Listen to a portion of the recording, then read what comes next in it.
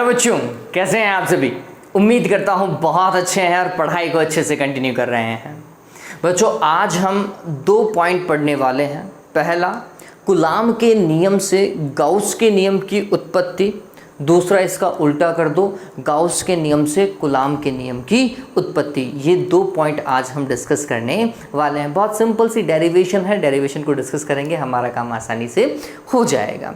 इसी के साथ में एक आपसे रिक्वेस्ट है बच्चों, जब भी आप ये वीडियो देखें, चाहे आज देखें चाहे इस वीडियो के अपलोड होने के 10 दिन, 20 दिन, 1 महीना, 2 महीने बाद, जब भी आप ये वीडियो देख रहे हैं, प्लीज़ इतना ज़रूर कर दीजिएगा कि कमेंट बॉक्स में लिख दीजिएगा कि वीडियो समझ में आया या फिर नहीं आया। ठीक है। हाँ, जो पॉइंट या जो चीज़ आपको नहीं समझ में आई, प्लीज़ आप वो पर्टिकुलर कर दीजिएगा कि हाँ, यहाँ इस पॉइंट में दिक्कत थी।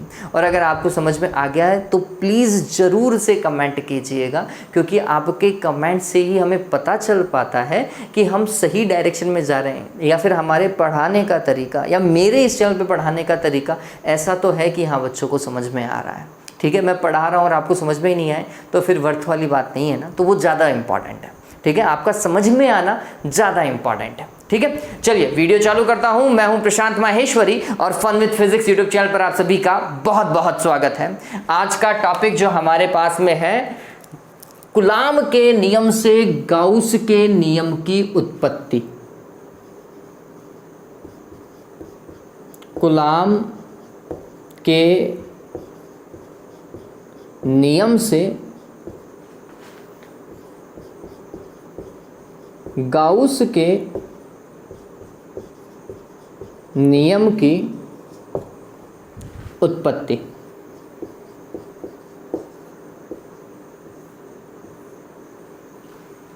है ना, proof of Gauss law using coulombs law. ठीक है, अब ये कैसे करेंगे काम, तो बहुत सिंपल सा टास्क है बच्चों, बहुत सिंपल सा डेरिवेशन है। देखिए, वैसे आपको गाउस का नियम पता होना चाहिए। क्या होता है भाई, वो जो फ्लक्स था ना फाई, वो क्या होता है, summation Q divided by epsilon not. ठीक है, ये बात ध्यान रखना। समीशन क्यू क्या, आवेशों का बीजगणितीय योग। एप्सिलॉन नॉट क्या, विद्युतशीलता, कहाँ की, निर्वात की। फाई क्या, विद्युत फ्लक्स। ठीक है, ये बेसिक चीजें हैं, ये पता होनी चाहिए। चलिए काम करना चालू करते हैं। मान लीजिए कि हमारे पास में कोई एक बंद पृष्ठ है, कोई एक बंद तल है विद्युत क्षेत्र में, ऐसा। ठीक, और इस बंद तल के अंदर कहीं कोई एक बिंदु है O, और इस O बिंदु पर Q आवेश है। आप स्मॉल q लिख सकते हैं या कैपिटल Q लिख सकते हैं, ये आप पर डिपेंड करता है। ठीक है, पूरी तरीके से आप पे ही डिपेंड करेगा। अब हमें क्या करना है, इस बिंदु से, मतलब इस Q आवेश से कहीं कोई दूरी R है तल पर, और इस पर कोई बिंदु मान लीजिए P, है ना, कोई बिंदु मान लीजिए P। यहाँ से गुजरने वाला, या फिर इस Q आवेश से इस तल से गुजरने वाला विद्युत फ्लक्स ज्ञात करना है। एक सिंपल सा तरीका जो हम बोलते हैं, चूंकि बंद तल है तो मतलब इसे हम गाउसीय तल मान सकते हैं, कहीं कोई दिक्कत नहीं है। हमने क्या किया बच्चों, हम बोलते हैं कि ये जो संपूर्ण बंद तल है, इस पूरे का क्षेत्रफल लेट सपोज कीजिए S है। संपूर्ण का कितना, S है। और हमने क्या किया, हमने इसे छोटे छोटे भागों में बांट लिया, और हर एक छोटे भाग का क्षेत्रफल हमने क्या माना, ds माना। और ds एक क्षेत्रफल सदिश होगा।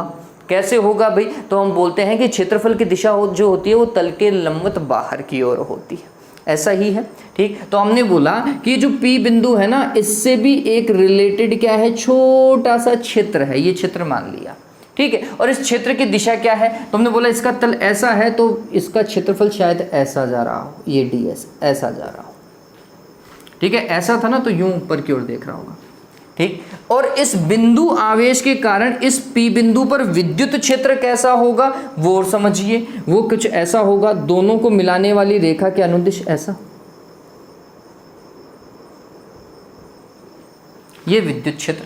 अब गौर करेंगे बच्चों, आप गौर करेंगे कि ये जो विद्युत क्षेत्र है और ये जो ds कंपोनेंट है, शायद इन दोनों के बीच में एक छोटा सा कोण है थीटा। ये कोण कितना भी हो सकता है, ये कोण 0 भी हो सकता है, मतलब दोनों एक ही दिशा में भी देखते हुए होते हो सकते हैं। ठीक है, अब यहाँ पर जब हम काम कर रहे हैं तो बच्चों एक कॉन्सेप्ट आता है जो 11th में आपने कभी पढ़ा होगा, घन कोण का। हम बोलते हैं कि जो छोटा सा अल्पांश आपने लिया है, क्षेत्रफल अल्पांश ds, ये ds क्षेत्रफल अल्पांश जो है वो इस O बिंदु पे कोण बनाता है, ऐसा, ठीक है। यहां पर O बिंदु पे एक घन कोण बनाता है, ये एक घन कोण है जिसे हम लिख सकते हैं डी ओमेगा। लास्ट टाइम मैंने इसे डी ओमेगा ऐसा लिखा था क्योंकि बुक में ऐसा दे रखा था, इस बार ऐसा दे रखा है, हम ऐसा लिख रहे हैं, ठीक है। कहीं कोई वो दिक्कत वाली बात नहीं, ये बुक का रिप्रेजेंटेशन है बच्चों, और कुछ नहीं है। घन कोण क्या होता है, तो आपने 11th में कभी पढ़ा होगा कि अगर ये कोई गोला है, समझना इस चीज को, प्लीज इस चीज को समझ लीजिए, और ये गोले का केंद्र है, ठीक है। आपने क्या किया, गोले पर एक छोटा सा अल्पांश काट लिया, क्या किया, एक छोटा सा अल्पांश काट लिया। तो जब आप गोले की बात कर रहा हूं, ये वृत्त मत समझिए, इसे बॉल समझिए, गेंद जिससे आप खेलते हैं ना वो समझो। अपने दिमाग में गेंद को इमेजिन करो, जब आप बचपन में छोटे थे ना तो एक प्लास्टिक की हवा वाली गेंद आपने देखी होगी, प्लास्टिक जिसमें हवा भरी होती है, ठीक, वो मोटी वाली गेंद को इमेजिन करो, और आपने उसका एक छोटा सा, उसके ऊपर एक छोटा सा वृत्त काट लिया। आपने क्या किया, उसके ऊपर एक छोटा सा वृत्त काट लिया, ठीक, और उस वृत्त से उसके केंद्र तक आओ तो आप गौर करोगे यहां पर भी एक ऐसा गोले गोले बन सकते हैं, बहुत सारे गोले बन सकते हैं। ये त्रिज्या r1 हो सकती है, ये r2 हो सकती है, और वास्तविक त्रिज्या जो है वो r है, ठीक है। तो ऐसे बहुत सारे गोले बन सकते हैं, और आप देखोगे कि जब आप ये काटते हो तो ये पूरी आकृति एक शंकु है। ये पूरी आकृति क्या है बच्चों, एक शंकु है। ये इमेजिनेशन वाली बात है बच्चों, ये पॉसिबल है कि आपको नहीं समझ में आए, तो मैं आपको बोलता हूँ जो कोण आइसक्रीम आप खाते हो ना, कोण आइसक्रीम को इमेजिन करो। कोण आइसक्रीम का सामने वाला वृत्त, उसके पॉइंट पर एक कोण बनाता है, गोला गोला करके, गोले गोले, बहुत सारे गोले बन करके कोण बनता है, ठीक है। तो मैं बोल रहा हूं कि वो जो गोला सामने है वो इसके केंद्र पर, कोण आइसक्रीम के केंद्र पर जितना कोण अंतरित करता है ना, उसे ही घन कोण कहते हैं बच्चों।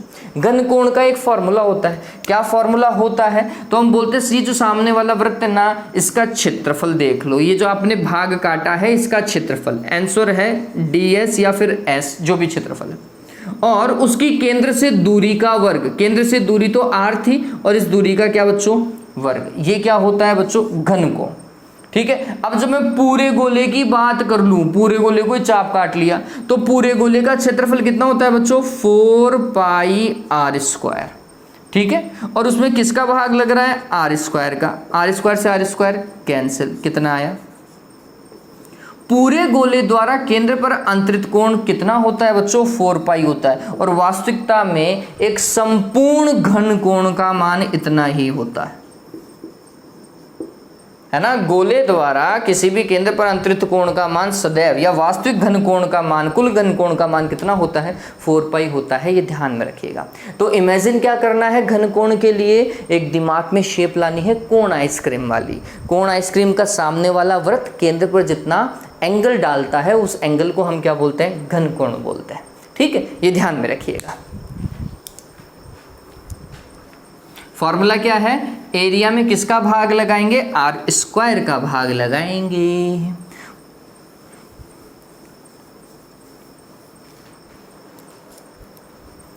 ठीक है। चलिए, समटाइम्स ये चलो और मैं आगे आपको बता दूंगा।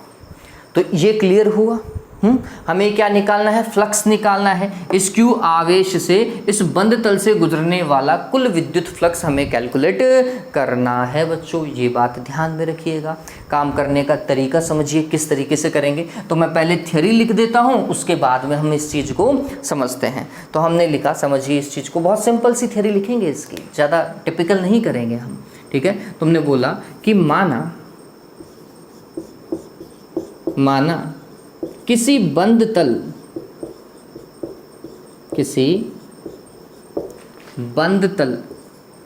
S में किसी बिंदु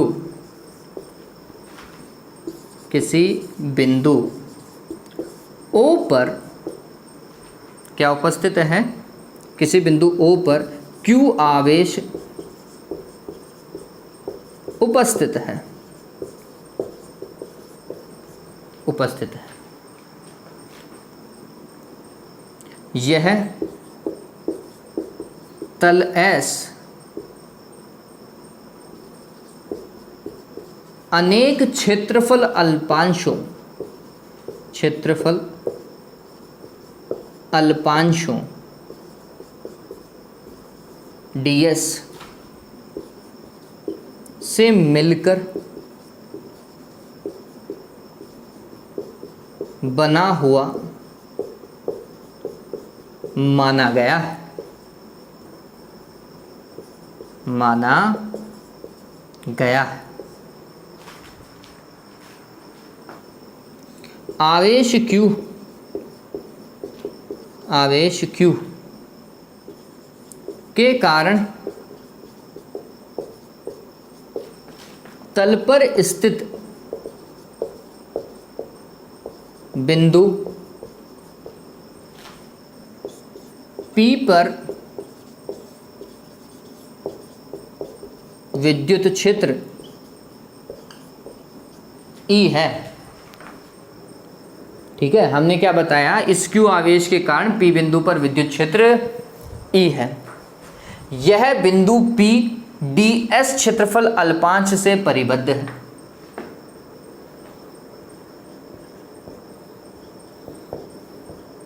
यह बिंदु P ds क्षेत्रफल अल्पांश से परिबद्ध है।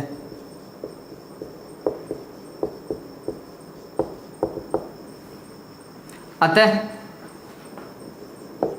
इस क्षेत्रफल अल्पांश से, क्षेत्रफल अल्पांश से पारित विद्युत फ्लक्स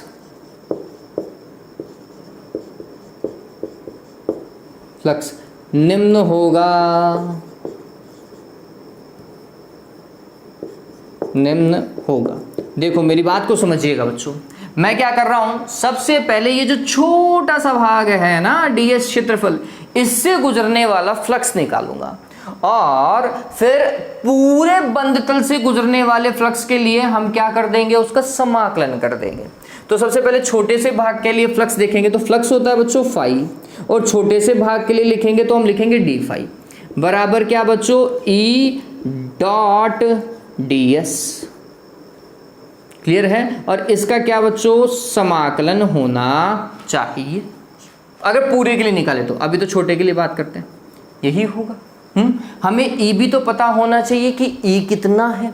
ठीक, तो फिर इसे क्या किया, समीकरण नंबर 1 कह दिया है कि ये होता है E डॉट ds। फिर E कितना है वो समझ लीजिए, तो हमने लिखा Q आवेश के कारण P बिंदु पर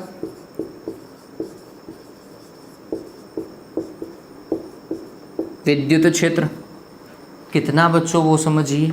तो हमने लिखा वो विद्युत क्षेत्र बच्चों है E सदिश बराबर, सदिश में लिख रहा हूँ कितना, K को अपन क्या लिख सकते हैं, 1/4 पाई epsilon not K Q divided bye दूरी कितनी R मान ली R², और सदिश रूप में लिखने के लिए हम क्या लगाते हैं, R कैप लगाते हैं। एक सिंपल सा लॉजिक है। ठीक है, ये सदिश रूप में आ गया, ये समीकरण नंबर क्या 2। इस E का मान उठा करके हम कहाँ रख सकते हैं, यहाँ पर रख सकते हैं, कहीं कोई दिक्कत नहीं है। और परिमाण में अगर मैं देखूँ, इसी चीज़ को मैं परिमाण में बात करता हूँ, और परिमाण में ये कितना हो जाएगा, E बराबर 1/4 पाई epsilon not Q divided bye R²। इतना आर कैप को हटा दीजिए, इसे कर लीजिए, मैं परिमाण में आपको करके बताता हूँ। ठीक है, देखो अब कैसे काम करेंगे। इसे समीकरण नंबर 2 दे दिया, इसे समीकरण नंबर 1, एंड में जाकर के मैं E का मान जो है, यहाँ पे ये जो E का मान है ये रखने वाला हूँ। ठीक, लेकिन अभी काम करते हैं, समीकरण 1 को अच्छे से सॉल्व करते हैं भैया। क्या होगा, समीकरण 1 से पुनः, अब समझिए, समीकरण 1 से पुनः क्या भाई, समझिए, d phi is equals to था ई सदिश डॉट डी एस सदिश, इतना ही है। ये तो था छोटे से अल्पांश के कारण। अगर संपूर्ण तल से देखूं तो मेरे को क्या करना पड़ेगा, समाकलन भी करना पड़ेगा। पहले तो इसको और लिख देते हैं, डॉट प्रोडक्ट है, इसे क्या लिख सकते हैं, A D S cos theta लिख सकता हूं क्या बच्चों, बताओ। डॉट को हटाया और कॉस थीटा लगा दिया, ऊपर से सदिश हटा दिया और ये काम कर दिया। ठीक है, अब देखो काम करें। अतः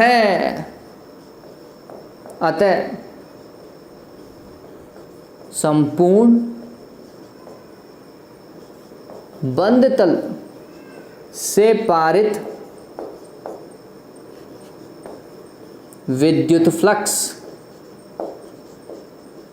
संपूर्ण बंद तल से पारित विद्युत फ्लक्स कैसे देखा जाएगा भाई, बहुत सिंपल, समाकलन कर दो, समाकलन डी फाई होगा। ठीक, और उस तरफ भी समाकलन कर दो, और बंद पृष्ठ है इसलिए फिर ये समाकलन ऐसा होगा। ठीक है, चलिए, और ये क्या होगा, E D S cos theta. ठीक है, तो ये शायद दिख जाएगा आपको आसानी से। और ये देखो बंद पृष्ठ के लिए मैंने बनाया ये गोला, डी फाई का करेंगे तो फाई आएगा। ठीक है, और इसका देखिए ई का मान समीकरण नंबर 2 से रखेंगे, तो यहाँ पर देखिए समीकरण 2 से मान रखने पर भी लिख देता हूँ, समीकरण 2 से मान रखने पर क्या होगा बच्चों, ये तो फाई हो जाएगा, और इसे ई की जगह हम लिखेंगे के की जगह क्या लिखना था, 1/4 पाई एप्सिलॉन नॉट। ठीक है, फिर Q divided by r square हो गया ई का मान, समीकरण नंबर 2 से उतार दिया अपन ने। फिर ये किससे गुणा होगा, ds से और कोस थीटा से। ठीक है, जो कांस्टेंट है उन्हें बाहर निकालो, जिसकी हमें कोई आवश्यकता ही नहीं है, तो मैं बोलूँगा ये 1/4 पाई एप्सिलॉन नॉट बाहर निकाल लीजिए, तो ये हो जाएगा 1/4 पाई एप्सिलॉन नॉट बाहर, ये Q था ये भी बाहर आ जाएगा, तो अंदर क्या बच गया, देखिए अंदर बचेगा ds cos theta divided bye क्या बच्चों, आर स्क्वायर। ऐसा, अब थोड़ा सा आगे समझो बच्चों, मैंने आपको थोड़ी देर पहले बताया था, ये फाई है बच्चों, इसे समाकलन मान लेना। मैंने आपको थोड़ी देर पहले बताया था ds divided by r square क्या होता है बच्चों, घनकोण होता है। लेकिन यहाँ पे ds का वो घटक देखना है, ds का वो घटक देखना है जो कि विद्युत क्षेत्र की दिशा में कार्य कर रहा है। ठीक है, और उसी घटक के कारण हमने क्षेत्रफल अल्पांश को भी परिभाषित करना, ये बात ध्यान रखना। तो इस बार जो घनकोण है ना, वो घनकोण क्षेत्रफल के कौन से घटक से देखा गया है बच्चों, ध्यान रखिए, ds कोस थीटा से देखा गया है। तो क्षेत्रफल तो ये है ds कोस थीटा, और उसमें भाग लग रहा है दूरी के वर्ग का, मतलब आर स्क्वायर का। ठीक है, तो यहाँ पर इसको पूरे को मानेंगे अपन क्षेत्रफल, और ये है दूरी का वर्ग। ठीक है, जिसे मैं घनकोण लिखूंगा, इसे हम क्या बोलेंगे, घनकोण। तो समझिए यहाँ पर आप कुछ ऐसा करें और फिर लिखें समाकलन ds cos theta divided by r square is equals to समाकलन d ओमेगा। ठीक है, और ये क्या चीज है, तो हम बोलेंगे क्षेत्रफल अल्पांश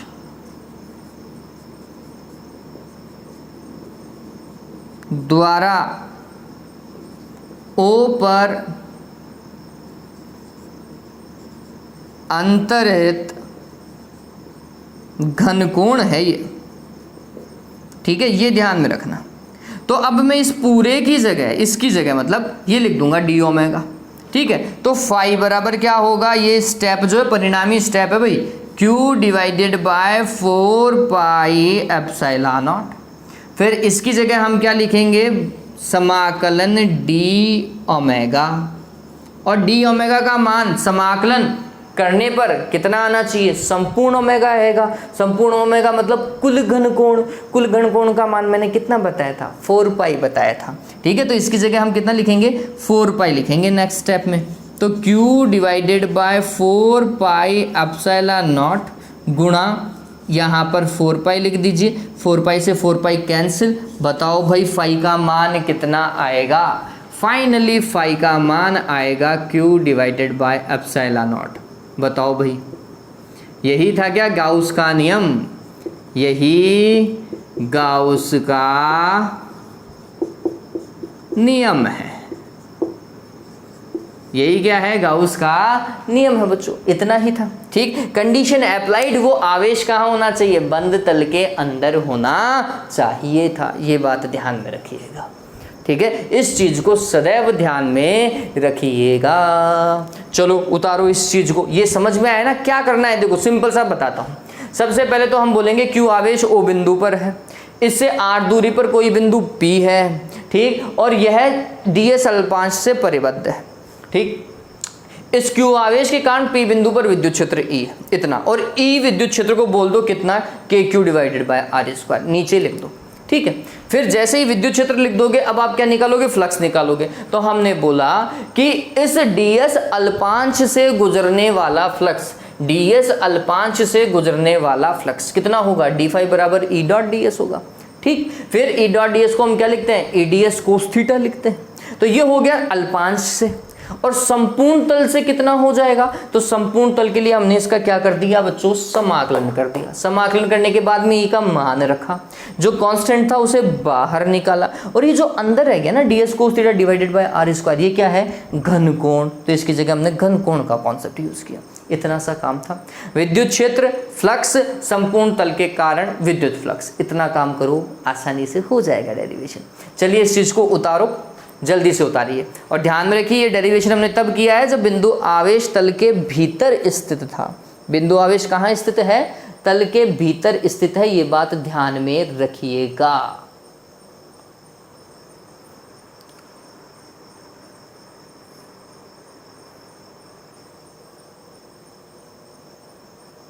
उतार लिया बच्चों?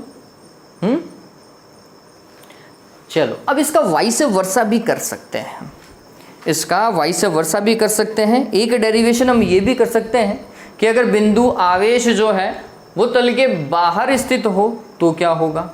तो अगर इस बंद तल में कोई आवेश ही नहीं है, क्यों है ही नहीं, तो फिर फ्लक्स कितना, 0। ध्यान में रखिएगा। ठीक, और एक ये चीज़ आप सदैव ध्यान में रखें कि कहाँ गया है, हाँ ये फ्लक्स y बराबर क्या होता है, Q divided by 4 pi epsilon not समाकलन ऑफ d ओमेगा होता है। ठीक है, इस चीज़ को हमेशा ध्यान में रखना पड़ेगा आपको। डन? ओके, हो गया। चलिए अब ये हो चुका है, तो हम नेक्स्ट काम करना चालू करते हैं।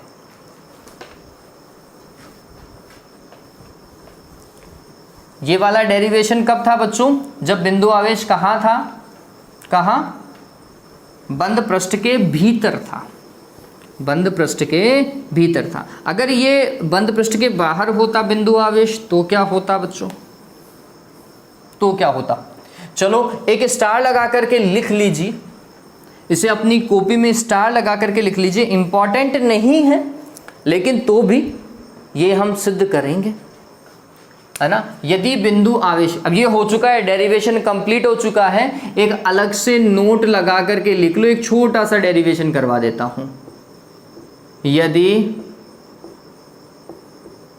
आवेश Q बंद तल के बाहर स्थित हो, बंद तल के कहाँ स्थित हो, बाहर स्थित हो, तो देखो ऐसा कुछ बनाओ जल्दी से, बंद तल एक बंद तल बना दिया। ठीक, और अब हम बोल रहे हैं कि आवेश जो है देवताओं यहाँ पर स्थित है, ये Q आवेश। अब आपका O बिंदु बाहर है तल के।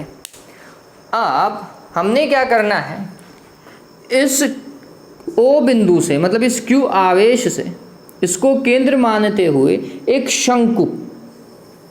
शंकु बनाना है जिसका घनकोण बहुत कम हो, है ना। इसका घनकोण जो है ना, ये घनकोण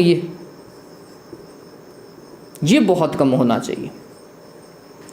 तो आप देखेंगे बच्चों कि एक तो ये यहाँ से गुजरा, यहाँ से तो प्रवेश कर रहा है, और यहाँ से वो बाहर निकल रहा है। ठीक है, यहाँ से तो ये प्रवेश कर रहा है और यहाँ से ये बाहर निकल रहा है। ये बात ध्यान में रखना, ये जो घनकोण यहाँ पर बना वही घनकोण ये है, वही घनकोण ये है। क्यों बच्चों, वो समझो बच्चों, घनकोण होता क्या है, क्षेत्रफल में दूरी के वर्ग का भाग लगता है। तो यहाँ पर आप देखोगे तो क्षेत्रफल कम है और दूरी भी कम है। यहां पर आप जाओगे तो क्षेत्रफल इससे ज्यादा है, लेकिन दूरी भी तो उतनी ही है, दूरी भी तो बढ़ गई। ठीक, अब यहां पे देखोगे तो क्षेत्रफल और बड़ा दिखेगा, लेकिन दूरी भी तो उसी के अनुपात में बढ़ रही है बच्चों, बात समझ रहे हो मेरी? ठीक है, तो अनुपात हमेशा क्या रहता है? नियत रहता है। और वास्तविकता में घनकोण क्या है? एक अनुपात ही तो है। ठीक, तो ये ध्यान में रखिएगा, जितना घनकोण यहां पर है उतना का उतना घनकोण यहां पर है। मैं मान लेता हूं कि ये वाला पॉइंट P है, ओके P नहीं, फिर उसको क्यों लिखना पड़ेगा, कंफ्यूज जाएगा। इस वाले पॉइंट को अपन मान लेते हैं A और इस वाले को मान लेते हैं B। ठीक है, तो आप ये भी लिख सकते हैं कि इसे AB क्षेत्रफल मान लो और इसे CD क्षेत्रफल मान लो, है ना। क्षेत्रफल अल्पांश एक हो गया AB और एक हो गया CD, या फिर ये क्षेत्रफल अल्पांश A मान लो, इसे क्षेत्रफल अल्पांश B मान लो। ठीक, हम ये देखते हैं कि AB क्षेत्रफल अल्पांश में विद्युत बल रेखाएं प्रवेश करती हैं, अंदर की ओर आ रहा है फ्लक्स, और अंदर की ओर आने वाला फ्लक्स हमेशा क्या होता है बच्चों? ऋणात्मक होता है, ये ध्यान में रखो। जबकि यहां से जाने वाला फ्लक्स CB क्षेत्रफल अल्पांश से जाने वाला फ्लक्स जो है वो धनात्मक देखा जाएगा। क्लियर है ये बात? समझना आप इस चीज को, बहुत सिंपल है। मैं डायरेक्ट यहां से काम करूंगा, यहां से d फाई लेकर के d फाई लूंगा तो फिर ये समाकलन हटा दूंगा मैं। ठीक है, आप समझना, बहुत सिंपल सा है। वही लिखोगे, माना O बिंदु पर Q आवेश है जो कि बंद तल S से बाहर स्थित है। इससे AB अल्पांश पे क्षेत्रफल फ्लक्स प्रवेश कर रहा है तथा CD अल्पांश से फ्लक्स बाहर की ओर निकल रहा है। ध्यान में रखिएगा। तो हमने बोला, समझिएगा, क्षेत्रफल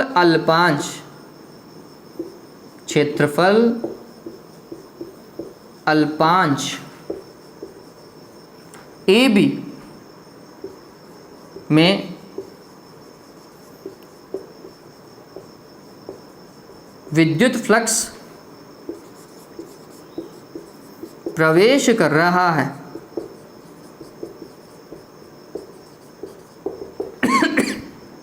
अतः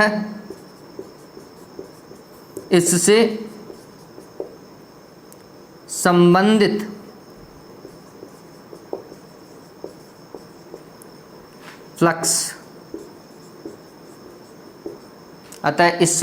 फ्लक्स, तो प्रवेश करता हुआ फ्लक्स ऋणात्मक होता है, ये बात ध्यान में रखिएगा। तो मैंने इस वाले फ्लक्स को लिखा d∅1 और ये प्रवेश करता हुआ फ्लक्स है। देखिए कैसा लिखा जाएगा, तो वो कॉन्सेप्ट उठाओ, ये वाला Q divided by 4 pi epsilon not, अल्पांश के कारण d∅ लिख सकता हूं ना बच्चों। तो ये Q divided by 4 pi epsilon not, और ये किससे गुणा हो रहा है? d ओमेगा से। यही होगा, अरे यही था ना, Q divided by 4 pi epsilon not किससे गुणा हो रहा है? d ओमेगा से। समाकलन करोगे तो यहाँ पर समाकलन लगा दीजिएगा। मैं तो छोटे से भाग के लिए निकाल रहा हूँ, तो समाकलन क्यों लगाऊं भाई? ठीक है, चलिए ये बात समझिए। और ये वाला फ्लक्स कैसा होना चाहिए? माइनस का होना चाहिए। ठीक है, अब हम क्या करें? दूसरे क्षेत्रफल अल्पांश CD से बात करते हैं। CD से फ्लक्स जो है वो बाहर की ओर निकल रहा है, ये बात और ध्यान में रखो।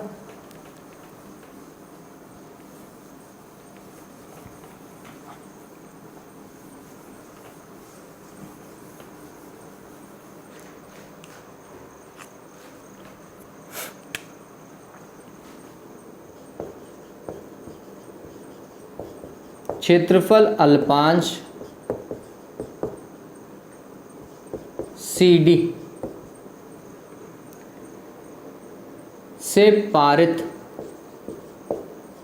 विद्युत फ्लक्स, CD से कितना विद्युत फ्लक्स पारित होगा वो समझिए। तो मैं लिख रहा हूं इस बार d∅2, चूंकि बाहर निकल रहा है तो ये फ्लक्स प्लस का होगा, और ये कितना भाई? Q divided by 4 pi epsilon not, और इसको भी किससे गुणा करूं भाई? d ओमेगा से। मैंने आपको बताया था ना, जितना घनकोण यहाँ है उतना ही यहाँ पर है और उतना ही यहाँ पर है, ये बात ध्यान में रखिएगा। ठीक है, तो ये घनकोण हमने लिख दिया, और ये कैसा? प्लस का। इसे कह दिया समीकरण नंबर 1 और इसे कह दिया समीकरण नंबर 2। ठीक, अब हम क्या करें? कुल फ्लक्स देखें। कुल फ्लक्स क्या होता है? आता हुआ फ्लक्स प्लस जाता हुआ फ्लक्स, यही होता है। ठीक, अतः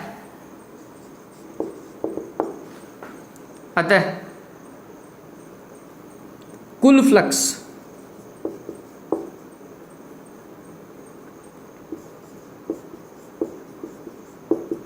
कुल फ्लक्स, और मैं इसे लिखूंगा फाई, और फाई वास्तविकता में क्या होगा, समाकलन ऑफ डी फाई 1 प्लस समाकलन ऑफ डी फाई 2, ऐसा ही होगा। और आप चाहे तो d phi 1 plus d phi 2 लिख दो, उससे कोई फर्क नहीं पड़ेगा बच्चों। चलो जब मैं इसके लिए समाकलन लिखता हूं तो वो देखिए बच्चों, माइनस का q divided by 4 pi epsilon not, और अब यहां पर समाकलन लगा करके डी ओमेगा लिख दो, ठीक है। और इसके लिए क्या होगा, प्लस का q divided by 4 pi epsilon not, और यहां पर अब समाकलन लगा करके डी ओमेगा लिख दो।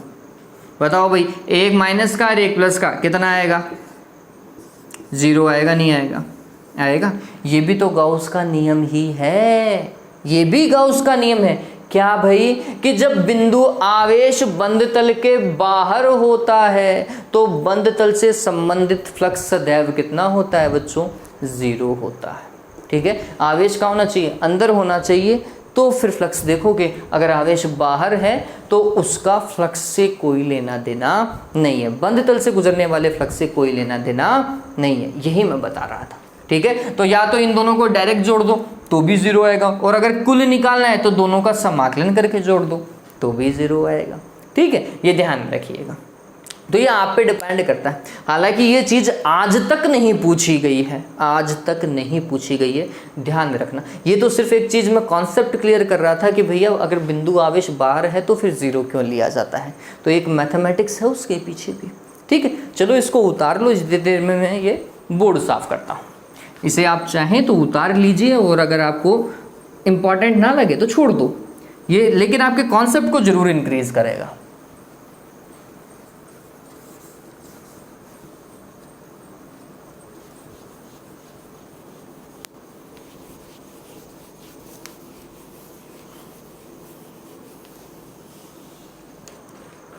हो गया,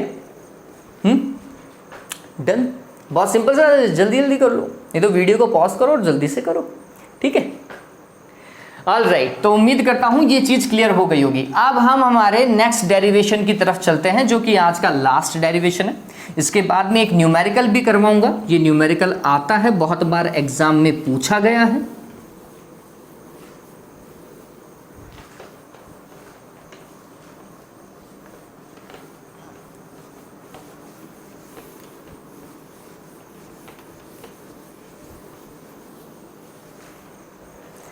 हाँ भाई, देखो अब हम कूलाम के नियम को उत्पन्न करेंगे, है ना। तो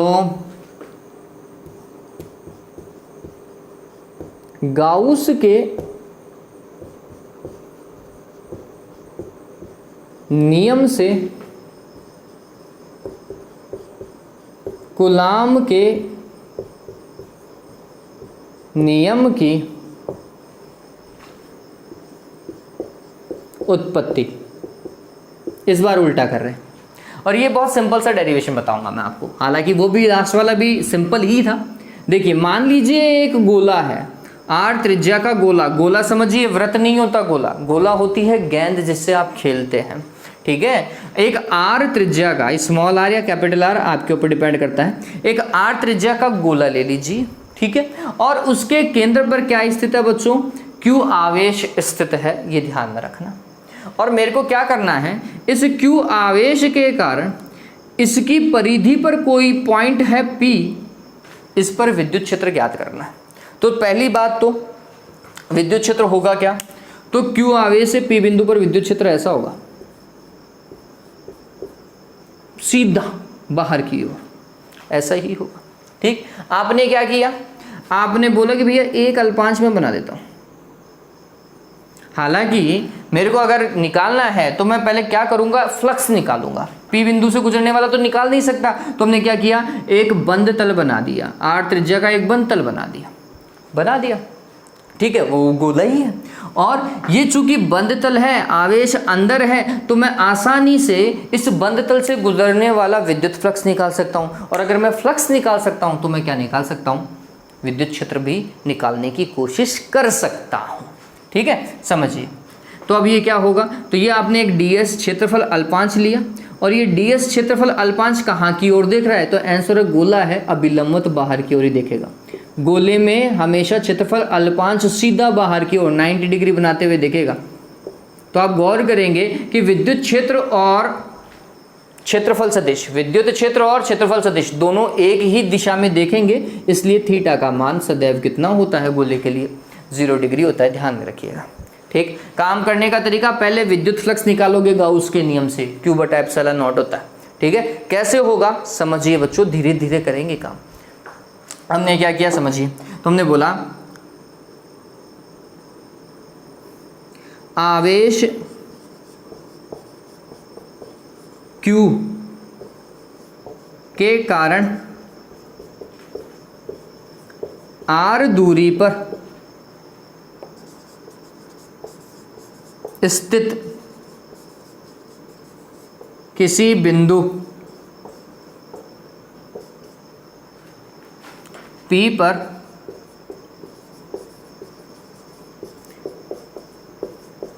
विद्युत क्षेत्र E ज्ञात करने हेतु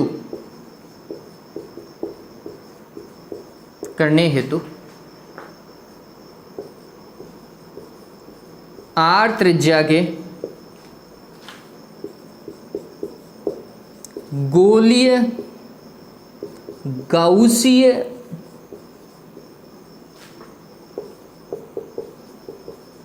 बंद पृष्ठ की कल्पना करते हैं।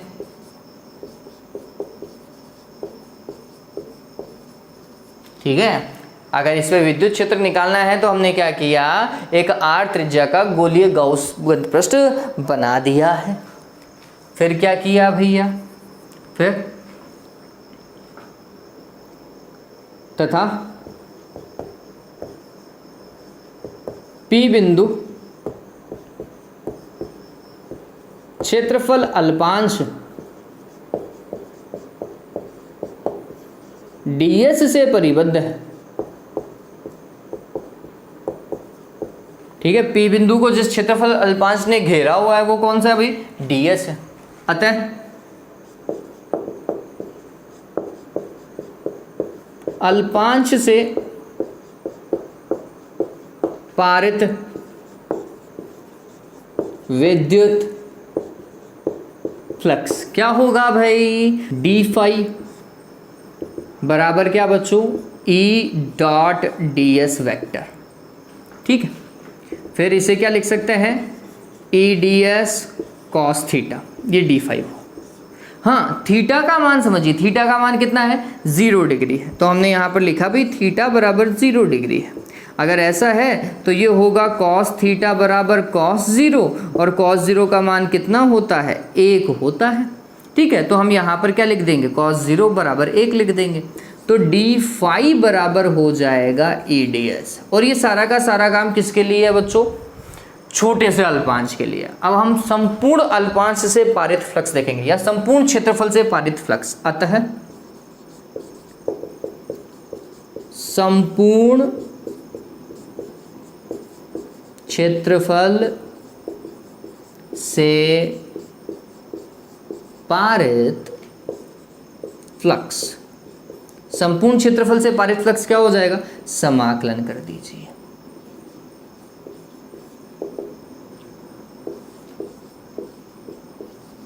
कुछ ऐसा।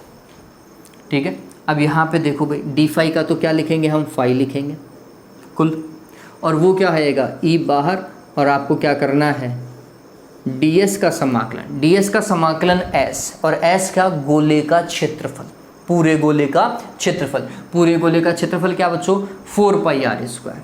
और फाई का मान कहाँ से रखेंगे, गाउस के नियम से। गाउस के नियम से कुल फ्लक्स कितना होता है बंद पृष्ठ से निकलने वाला, Q divided by epsilon not. तो हमने लिखा गाउस के नियम से, गाउस के नियम से क्या भाई, इस फाई की जगह तो मैं लिख सकता हूँ Q divided by epsilon not बराबर E ऐसा का ऐसा, और इस ds की जगह लिखेंगे 4 पाई r स्क्वायर। तो E बराबर क्या आ गया बच्चों, E बराबर आ गया Q डिवाइडेड बाय 4πr²ε0। इसका भाग लग जाएगा रे, और कुछ नहीं। ठीक, थोड़ा सा तसल्ली से लिखो। तो ये क्या हो जाएगा 1/4πε0 Q डिवाइडेड बाय r²। आ गया क्या विद्युत क्षेत्र, आया। अब ये ध्यान में रखो, हमें कूलाम का नियम सिद्ध करना है, विद्युत क्षेत्र नहीं देखना था। ठीक, कूलाम का नियम क्या होता है, K Q1 Q2 divided by r², यही होता है। तो हमने क्या किया, हमने एक सिंपल सा कॉन्सेप्ट लिया कि माना P बिंदु पर कोई Q0 आवेश है। ठीक है, P बिंदु पर Q0 आवेश है और P बिंदु पर विद्युत क्षेत्र कितना है, E है। ठीक है, ये ध्यान में रखिएगा। तो हमने बोला माना P बिंदु पर Q0 परीक्षण आवेश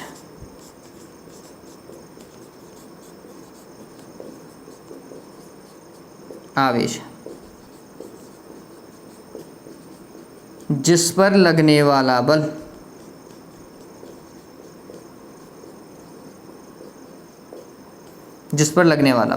हाँ भाई, E विद्युत क्षेत्र में अगर कोई आवेश हो तो उस पर लगने वाला बल कितना होता है, QE। तो हमने लिखा ये बल होगा QE। ठीक, और परीक्षण आवेश पर तो हम Q0 लिख रहे हैं, हमने आवेश को Q0 माना है, E का मान उठा करके पटको। तो ये क्या हो जाएगा 1/4πε0 Q डिवाइडेड बाय r², ये E आ गया। ठीक है, और इसको किससे गुणा करो, Q0 से गुणा कर दो। बताओ भाई, यही कूलाम का नियम था क्या, K Q1 Q2 बटा r²। Q1 मूल आवेश, Q2 परीक्षण आवेश जो हमने माना यहाँ पर, और डिवाइडेड बाय वो दूरी का वर्ग, वो तो है।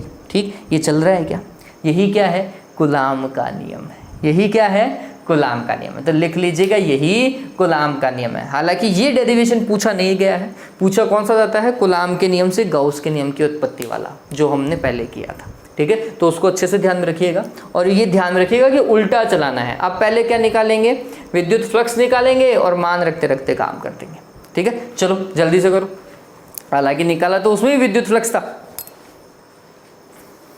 जल्दी से उतार लीजिए बच्चों, जल्दी से उतारे इस चीज को।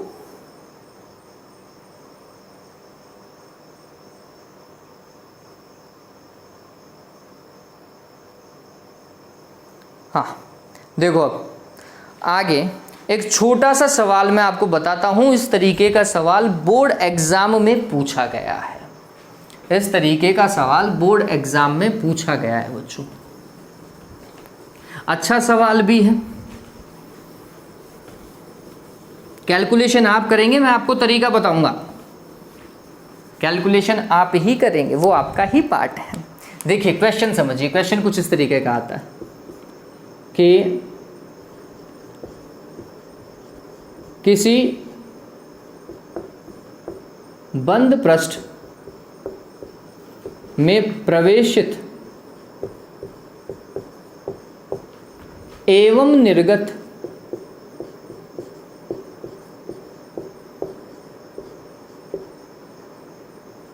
फ्लक्स 400 वोल्ट मीटर तथा 800 वोल्ट मीटर है, तो इस बंद तल से संबंधित कुल फ्लक्स तथा आवेश ज्ञात करो।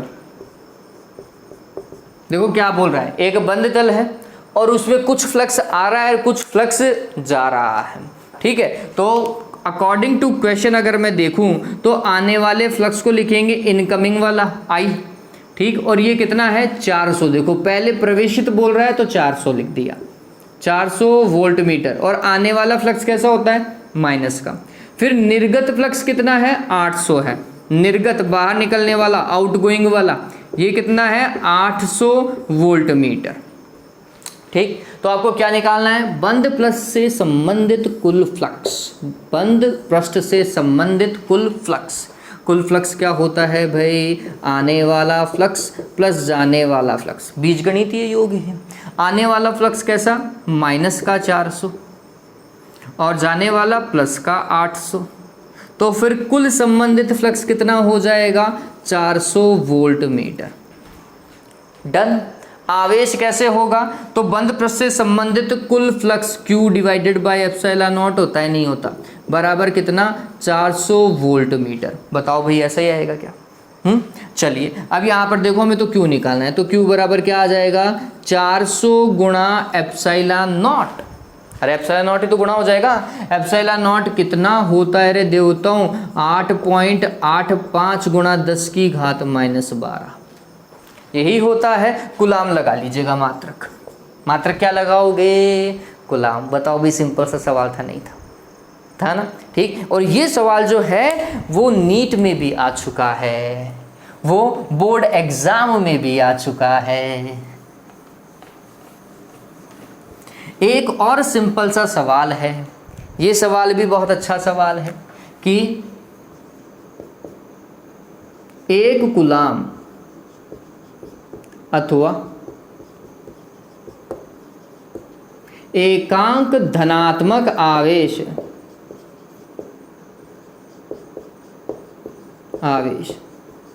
से संबंधित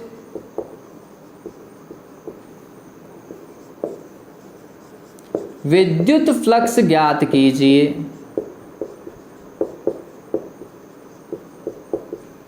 ठीक है, या फिर विद्युत बल रेखाएं भी पूछ सकता है, क्योंकि विद्युत बल रेखाएं क्या होती हैं, अभिलंबवत गुजरने वाला जो फ्लक्स है वही क्या है, अभिलंबवत गुजरने वाली बल रेखाओं के तुल्य होता है। ठीक है, तो ये ध्यान में रखिएगा। तो या तो बल रेखा पूछ सकता था या फिर विद्युत फ्लक्स पूछ सकता था, एक ही काम करना है हमें। देखो कैसे करेंगे, तो हमने बोला कि फ्लक्स फाई बराबर क्या भाई, Q divided by epsilon not. Q का मान कितना, 1, और उसमें भाग कितना, एप्सिलॉन नॉट का, तो ये फाई बराबर 1/एप्सिलॉन नॉट। बहुत सारी कॉम्पिटिटिव एग्जाम में इसका आंसर एप्सिलॉन नॉट इनवर्स लिखा हुआ है। आप चाहें तो इसे सॉल्व कर सकते हैं, लेकिन ये एक ऑब्जेक्टिव सवाल है। ऑब्जेक्टिव सवाल में या तो ये दिया हुआ आएगा या फिर ये दिया हुआ आएगा। ठीक है, तो दोनों में से कोई भी एक आंसर लगा लीजिएगा। अदरवाइज आपको पूरा सॉल्व करना है, करो भाई, मैं तो मना ही नहीं कर रहा हूँ, करो इसको सॉल्व, है ना। मात्रक क्या लगाओगे, फ्लक्स का मात्रक वोल्ट मीटर, ठीक है, या न्यूटन मीटर स्क्वायर प्रति कुलाम लगा लीजिएगा, जैसा भी आप चाहें। ठीक है, तो उम्मीद करता हूँ ये चीज़ आपको समझ में आ गई होगी। ये दोनों सवाल ही इंपॉर्टेंट है, अच्छे से नोट कर लीजिएगा बच्चों। तो मेरे हिसाब से आज का वीडियो आपको समझ में आया होगा। अगर आपको वीडियो अच्छा लगा है या फिर आपका कोई भी सजेशन है, प्लीज़ कमेंट बॉक्स में ज़रूर लिखिएगा। ठीक है, चलिए आज के लिए इतना ही बच्चों। Have a good day, take care.